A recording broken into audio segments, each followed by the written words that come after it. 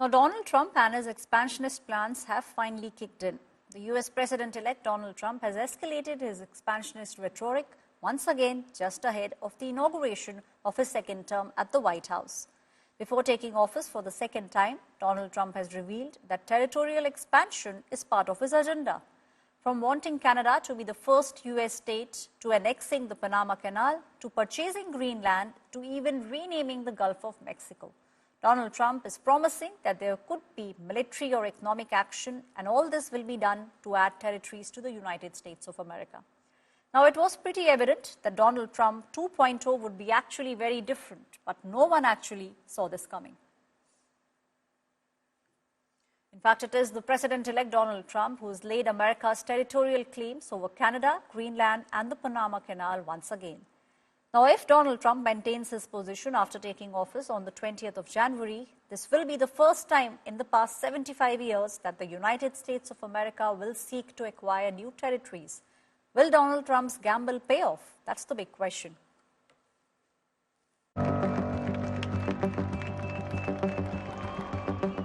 Ahead of his second term, US President-elect Donald Trump is sparking fresh global controversy with his bold territorial ambitions. From Canada to Greenland, to Panama Canal, to the Gulf of Mexico, Trump seems determined to reshape the Western Hemisphere map. The latest uproar began when on Tuesday, Trump shared a map depicting Canada as part of the United States, reigniting his call for a US-Canada merger. Trump even vowed to use economic force like massive tariff to integrate Canada into American territory, claiming it is in the best interest of global security. Economic force, because Canada and the United States, that would really be something. You get rid of that artificially drawn line, and you take a look at what that looks like, and it would also be much better for national security. Don't forget, we basically protect Canada. This isn't Trump's first attempt at provoking a merger discussion with Canada. In recent weeks, he shared an AI-generated image of himself with a Canadian flag. He also referred to outgoing Canadian Prime Minister Trudeau as the Governor of Canada in a Christmas post, further sending tremors. Trump went as far as claiming that Canadians would embrace becoming the 51st state of the United States. Trump's territorial ambitions extend beyond Canada. On Tuesday, Donald Trump Jr. made a private visit to Greenland, a Danish autonomous territory.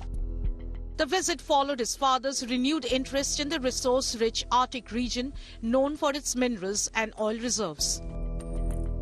While engaging with the local community in Nuuk, Trump Jr. delivered a message from his father, emphasizing Greenland's strategic importance for both regional and global security. I just want to say that it's a very special place. It needs security for itself, but it also needs security very much for the world. The location really, you see the people and the ships sailing around, and they're not the right ships, and they're not the ships you want to know about. We're not meeting any politicians here, so that's not on the schedule. We're just here as tourists, looking at it. Well, could you tell a little about the American interest in Greenland? There's been so no, that's not for me to talk about. That's for others to talk about. But Thank you guys. We're just excited to be here. Thank you guys. The visit drew international attention, with Elon Musk publicly supporting Trump's Greenland ambitions. However, the Danish government firmly rejected any possibility of Greenland being for sale. I want to make it very clear that, as seen with the eyes of Danish government, Greenland belongs to the people of Greenland, and they're all very proud of the language and culture they follow. And as the chairman of the government of Greenland, Mute Eged, has stated before, Greenland is not for sale. Trump's expansionist plans don't stop there. He has also proposed renaming the Gulf of Mexico to Gulf of America.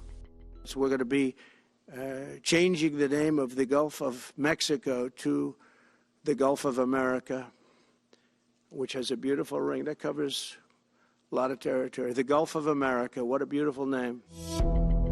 Trump even stressed upon the need for U.S. control over the Panama Canal, citing economic security concerns. The Panama Canal is vital to our country. It's being operated by China.